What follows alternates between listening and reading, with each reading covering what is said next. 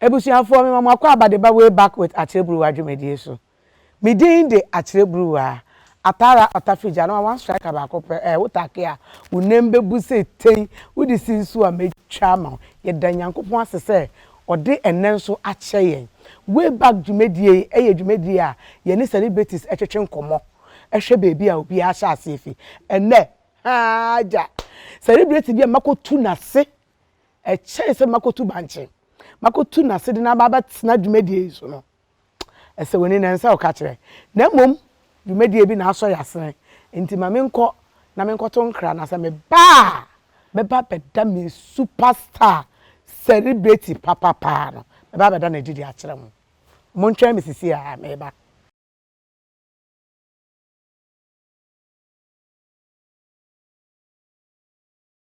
me mama kwa babiom de ba Wayback with Akyere Bruwaa dwumedie se afe na wodi with TV na to ha eye dwumedie a ye friend Wayback ye ne celebrities etwetwe nkomo me hye mo bo se me kwa akoto nkra na me ba meyi me celebrity kakraka ndi akire mo me se mo se me hyebo a me di so da be na me fele mu da masem bia me kan bia wom he obi baga so hyebo me de bia me hyebo e de hye se me nim se metumi aye me style kese a me ne betwetwe nkomo yi wo ye kuku dam papa e wo man mu sesi ade ode nana Kaakyire Kwame Appiah nana ma akwa aba style kire meje osu eburu apo mo ko de Erade adom bi aboko ya da nyame ase nana nda de ho aya me fe wo dress yi de chese esisi so ankasa eche nra yakeka medase na mbacho dwumedie a wote so ye friend Wayback na wiase mu abai no mmaba na ya na ye pray ho abrabom dodo mmaba ne mranti na ye ka no enemafo bebre pray ho abrabom o feel say otu ya na otene mu ana etu na je say o pentam ho abrabom enu nti me frɛ wo ba ha say kyerɛ me wa hyase kakra medase Akyere Bruwaa me chia hwefo ene atiefo bi kra na obi hye kitchen na otie edin no ane nana ademu oduro tirimude Kaakyire ba ademu oduro pa ademu oduro na waye onsasa na waye sei tirimude na waye sei tirimude ka ho Kaakyire Kwame Appiah the first me ye benkum hene ewo bosomtwe asaman anase kokofu asaman kokofu me ye benkum hene ma oman hene ayefre no okugye asuo adugima edin mu ye do okugye asuo ono na lake bosomtwe ye ne dia bosomtwe wura a ohwesoma opemso otumfo se to abio nti efre no okugye asuo adugima ne benkum hene ne me ye ne brempon a oko lakeside lake bosomtwe ho akroba akon efre ho de tie so ehon so me ye hene ho me maame akoso ajewa oni ni kunu ya wapia na wo mi omo wo mamu edu no metoso nson mu nyina mo enum afiri mama na kanu mo ho Kwame Miki ho Kwame Miki wunu ankasa ma ba ko papa on di machi I see sister Tewia o Germany sister ta ho Kuamponsan ho ba yansu ya wowo ama menuanom panimfo no omo afiri yo mi ntwa no de o Germany no Tewia Kwame Miki etiri ba no me na medi ono achi ansa na Kwame Miki abedi machi okay Kaakyire ni de anwom to ni sini ya me master say kofi na de ma me na aka Kaakyire ene ba me so yes but Kwame Miki ne di machi eminya Kaakyire original but because of industry ni ntino ama be original ntino because school kakra ewie form 4 elementary ko apradan sabre no because of me 20 no na sabia ni ho na me nimsa asano ba so modo me ba me ntwa no modo ba la pass sabre no na o maame e won kan ha na ase na sabre na me maame we kura ase ai enti na abeka ho na mkotena na nya wo na o maame mu na kotena ho dabi wa na na mo bo bra bo ba na udi kopi mi di so for that num achi no a omo no so on the trek nkwa na omo ko omo ye wo TV so enti na emu a omo se ye ko wa ma ko bo kantata so kakra me bo kantata se so for that no na e ma bosompra me ye anwum na obefa me se ye nya kantata no enti e ba sa na me ye madwen se me haidan ena yakobo Briscoe cinema ena Bob Santo urade mfa of Akyere nsie ena Santos wotonyum o se Kofi peso vocalist ntini mehia ena o ma me time no say be hia wo Achimota Square Gardens ena o ma ye double road ntini na ye frɛ ba bi station ba na ye bob band was Square Gardens so ena ho em say ho a filling station ena edu ho na ye nyina ye ko nipa nipa si ye small boy na wo hwɛ so vocalist for abegu nipa be se nwotwe abebe anso Bob Marley me kai binum din no bo begu ho na o me de ye premeto nchen ena Santos o de gina baby no ya befa ya Santo ya ye ni ayo fa Santo ya na me na neti wo me da kuma ye so that ye bowie ye no na me kono ho because na me meet La Paz Hotel e ho na odi num de ekogu ye ena hwe La Paz Hotel ni Briscoe cinema da kuma de onante ya na odu nti na me kono ho na ekokoduru ho obi ato anso no mba binu tu regisa kese obi tu west bi omu keka na nso ebeye eduru me so yes small boy no we mark we repertoire asesen me yito ho about 70 plus usia na mo wimponi na bia beka ho bebre na yen starting free am se yen started substitute me hwe ba bia omu de fire na msesan animu am call hot de ntia me ya nwum bia ye American o se Kofi no peye me hwe me master prince o se Kofi ene ya fixing instruments ni ye boban ni ya chusu baako na ede na akọ track ewie na me se omo emo ayima me diamonds awa me to ayele gele miza awa o to so me ameto ana massage so padam pampa para pam ande me kai pa ya ko disco ne ya ma je se sada na ya ngo fe ye o se Kofi si me mpe obia small boy na mpe no ena mitimi de be ball se Kofi band African Heroes intina o se Kofi wo se Kofi mu na ho 24 na wo sa anyum na me de pant wan ka wasem kra ka me ho nto me ntinka ka me nko a ka bia wa ka kosi no nka twa ho no so na 24 aha ti 1994 ena me be 24th na no kra no me call Act Studio tema na bo ama ho me ye nketo de no se me ntonyum no mfa me level na me se me call to obi nka se 24 ko ukurom wa we hwe we live in us Kwame na nyu ya ti ho anwum na me se na me amenyum no se ade na ho me enye we na nya nketo de na me se na nketo de no eye term be fa nti we ni de enva na me mu se eye nwum nti me call Willie Roy ho 1994 na nketo da betwam ye nwum sika to no kra ni nya me sa ni ade ye wie na me se Willie na bo amaka se me nwum bi be hate wo se nwum be me to kire no se ampa be fa 24 start here na me ye madwen se mete house aba me peka no de no nti no o mo kire me maame bi na me ko na me ko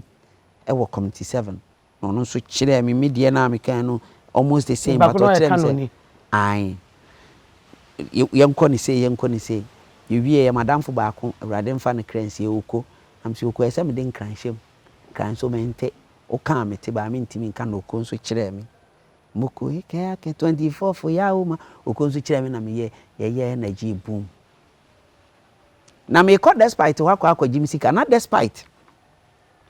na omoton panties ba me nwum nketo ade na me horo inlays no manoa na omo aton omo de me ka 300,000 which is 30 cedis because na father say omo niska oba bra hia me okwa ase okotie ko sa bra nya nne ya mobile phones aba no early 94 June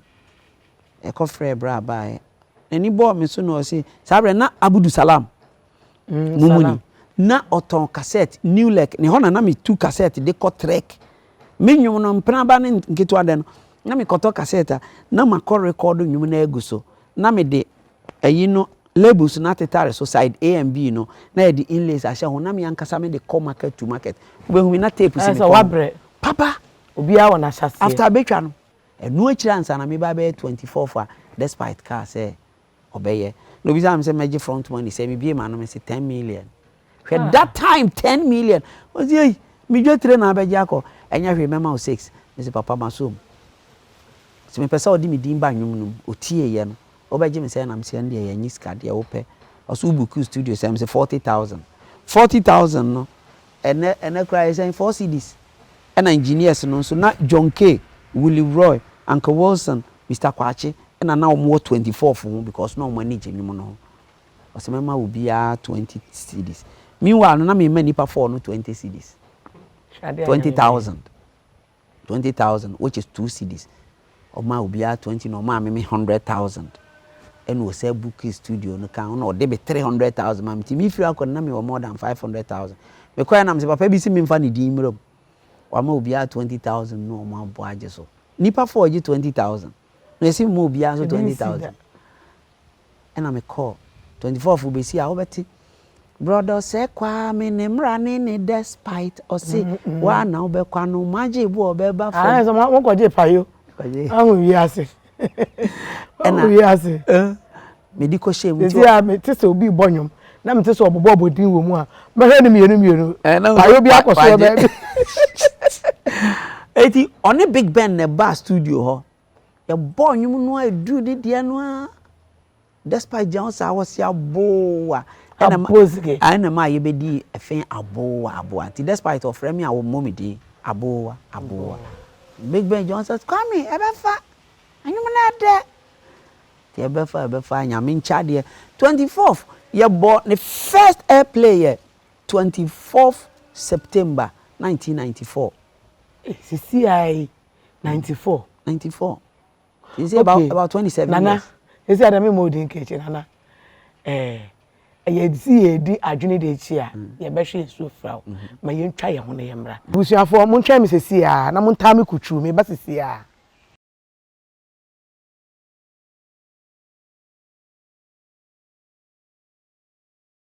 Ebusuafo me san ma mo akwa babiom e de ba way back with Akyere Bruwaa dwumedie so. Sa afei na wodi wafidie na to ha. Me ne celebrities twetwe nkomo. Ahaya a ye di dwumedie we. Ye fra ha Nshiraba Kojo mansion. Bibia wo pese uye bia no. E fa na ni je kwan so no. Bo mode anabra na behu Nshiraba Kojo. Ukọ babia ubo Google kra obenya Nshiraba Kojo. Contact no. Na ntwe nkomo. Na wankasa obehwehwe me kira kwan. Na wa bedamase.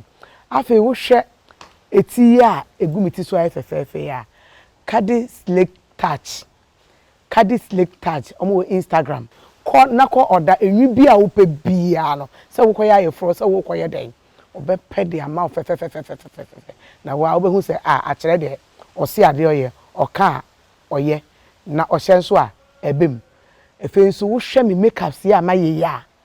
etil sen edin ni ye beauty empire makeover ko Instagram na ko hwehwe no sa ye fro na wo be ye engagement party na wo ko bi uko disco kra na frɛ no yes sign etwa ye dwumedie no so nana me see me try surprise so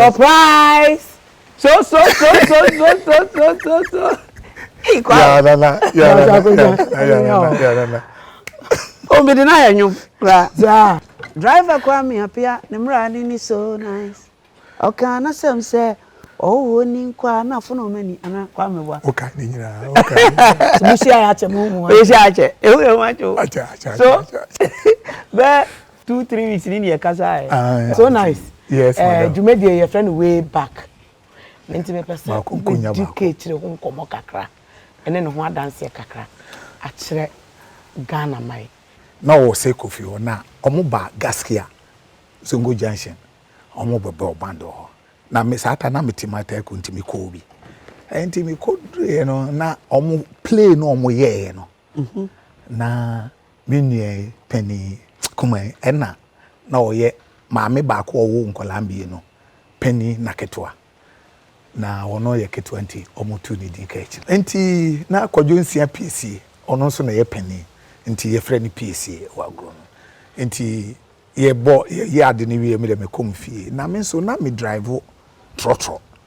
ewo a circle eba La Paz na me nim se me nua e ho na wote na bus stop bi wo ho ye frɛ abotre e ho na wote na me hu no na me se enye ure yi na no wo concert na ye frɛ ni kachi and I may approach you no say ayo no a ne ne series and no so or the series I mean enti that was all and no sata na Kwame making so eton cassette wo station onti no na oba ho amen so sa station on na mo di ohumi e na o ka kire me say o de ne sane amakọ shine okra so oniwa nke ni am say I don't want to know so na say yen kan sa ampa ni nakakra na enyum no eba out na ni nua Mickey ebo afi ya me so me dina ni na mu na me madru heaven no surprise me dem hey me mpese be te say utwa kwan ba ye no e be surprise na no also be kwasa also me surprise me na just say draw aha nya botre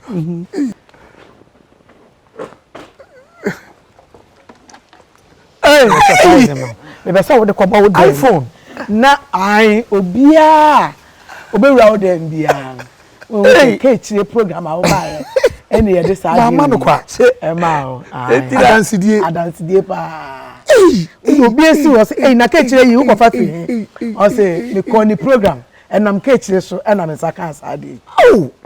me chance na nya na me sorry kwa je o de tna na je aha na fa chire camera wow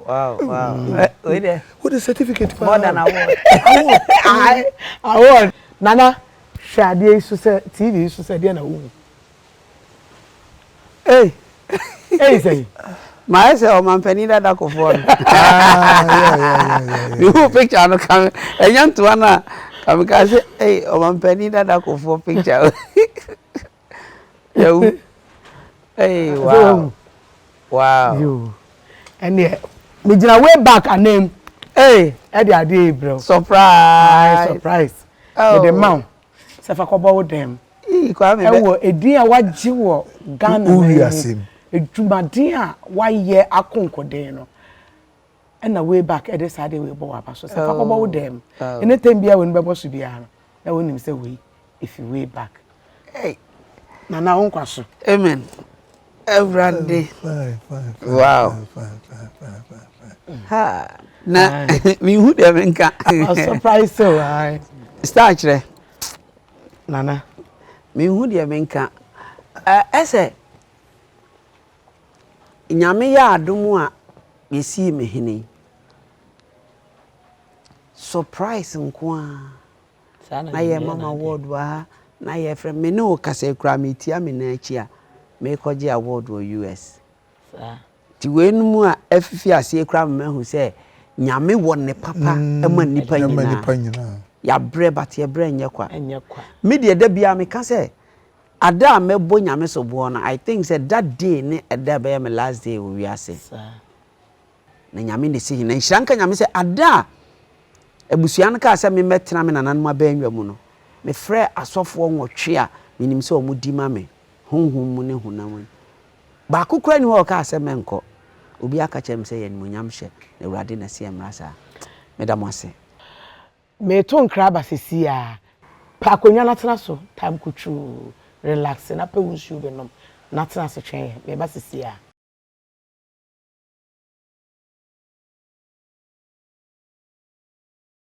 ebusuafo me da mo ase se me kan se mo ntena se ntwen me no mo twen me ma me kodi dwa kakra baaye ye de ofa etwato e be hye so sanya abutre na tena se na wo be hu nsem de so nice yes madam we dey mesra say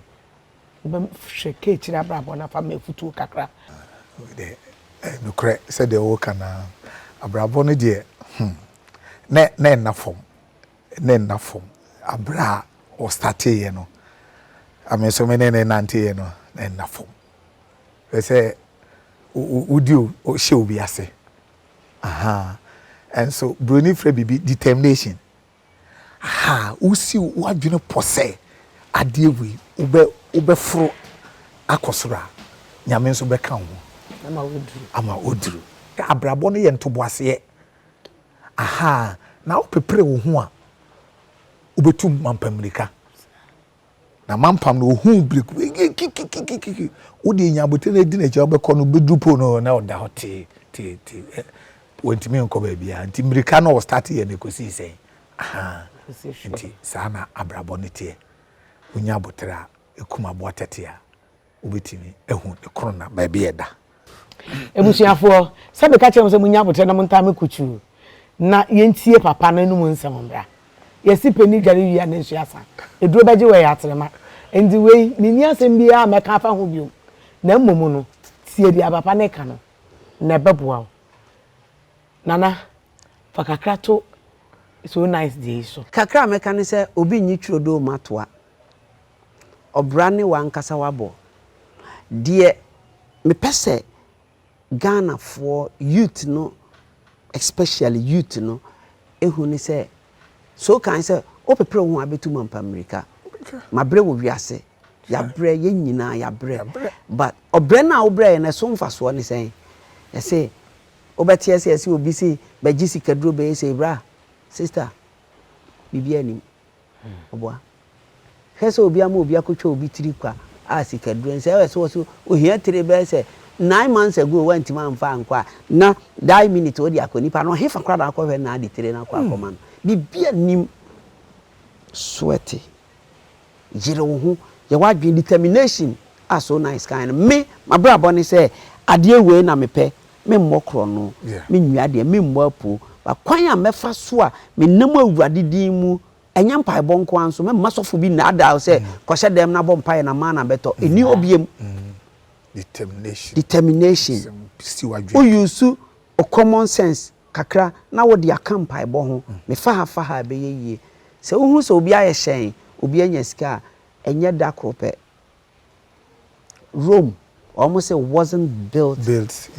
in a day entine se saade afa hye utiri mu se o bobra ne bi na wayere ho apesika e de ahwe wo busua de me yate ha yeye nyina no yani e wa ye mpanimfo ati TV so ya ma ye ho 30 years se wrade se ye betran se 30 years a ehefa ne ye bewo se ye nwu ya na ya ye mre e de na wo ye de age akire enti yanso ye ba betena ho de nkiri mafo bi aba be di atem sebe se de omo eto mpanimfo bi ayampia no se wo fie wo abusua bi ma ye wadwen se emre bi beduru be firim wa nwu a obeyare obeka dem e de obra no abo ato wachi a ye de behwe wo obenyansafo yebu ne be na yenka na asem eno na nana Kaakyire aka ne nyina no dem afro Kaakyire ama aka ni nyina aye e ka di no nana ne di kan no podi me kaya ansa na eno ane se obekasa ade mu oduro eno anu emo amate dia nana ade mu oduro eka osi obenyansafo yebu ne be yenka na asem piti prekope mpo wo se nyabotre wa abrabom na ye adwumaden hwuani ho fifire na se wo yesa de akai na esa nyame de ka ho no o de ka ho ama de e me de no kra ne so se ma ho 30 years sabre 30 years na wo he na wo ye kra na wa ye mre wati ase enti se wo pre na wo buepo na wo nya wo de kwan e kwa ye den e ya ade e fe kwa enso emfa de ade papa bi amre wo edimpa ehu nya che ahonya de amedija okwan no midin e de Akyere Bruwaa alias Atara Otafija na one striker ba ko pe Kaakyire wo nembe bu di sinsu a metwa ne se ten e de amaw dwumedie ye fe no Wayback with Akyere Bruwaa dwumedie so da se ne ye be se hia saa time ya bye bye.